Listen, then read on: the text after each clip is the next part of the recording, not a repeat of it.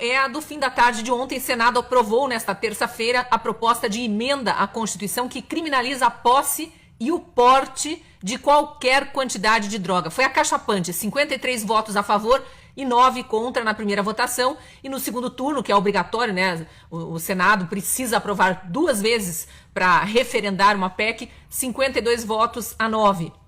Agora passa por votação na Câmara, mas está definido no Parlamento que é o local adequado para esse tipo de discussão, né? Os representantes do povo decidindo pelo povo o que o povo de fato quer, e o povo brasileiro é contra a descriminalização das drogas, por mais barulho que a extrema esquerda faça aí, pró-uso de maconha, pró-liberação das drogas. Agora passa pela Câmara dos Deputados, né? Mas por que é muito importante essa decisão aqui? Embora até entre os conservadores tenha havido uma gritaria e uma dúvida grande, mas eles mantiveram aquela ideia de penas alternativas para quem for pego com pouca quantidade de drogas e tal. Mas é importante porque é uma resposta, mais uma resposta do parlamento ao ativismo político dos ministros do STF, que também estão com essa discussão em paralelo lá.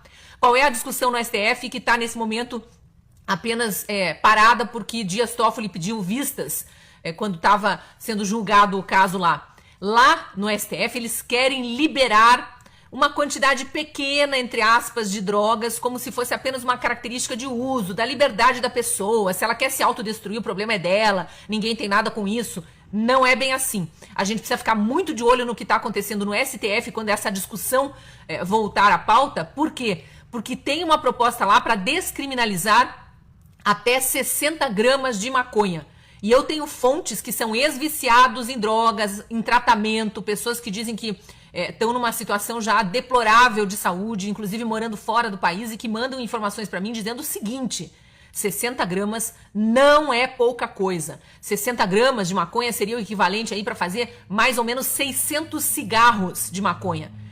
Quando que se pode dizer que uma pessoa carregando consigo, naquele momento em que a polícia aborda 600 cigarros de maconha ou o equivalente a isso, é para uso pessoal? Quem, numa única noite, numa balada, iria fumar 600 cigarros, até cigarro comum, o que é autorizado aí, nicotina? Quem consumiria 600 cigarros sozinhos? Óbvio que não é para uso particular, mas uma informação que pouca gente sabe, por trás disso tem um processo de um filho de um ex-deputado estadual aqui do Paraná, chamado Tony Garcia, que vira e mexe, reaparece. O Tony Garcia, que já esteve preso também por outros motivos, mas já esteve preso, já foi solto com liminar de ministro do STF, todo aquele procedimento que a gente conhece. O filho dele foi pego numa blitz com 60 gramas de maconha. Foi preso, foi solto depois sob pagamento de fiança e responde a processo por tráfico de drogas. E esse processo está lá no STF, chegou na última instância. Então a gente precisa lembrar de tudo que está por trás, até dos números que são colocados nos julgamentos, né? Por que 60 gramas? Por que liberar 60 gramas para caracterizar como apenas para uso pessoal?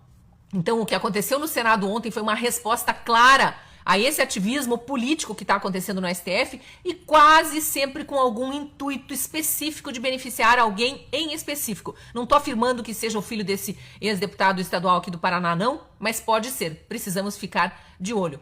Parabéns ao Senado e estejamos atentos também para pressionar os nossos deputados na Câmara quando esse assunto for a votação na Câmara. Tem que ser vitória acachapante de novo da sociedade, não as drogas. É o recado que a gente tem que dar. Bom dia para todos.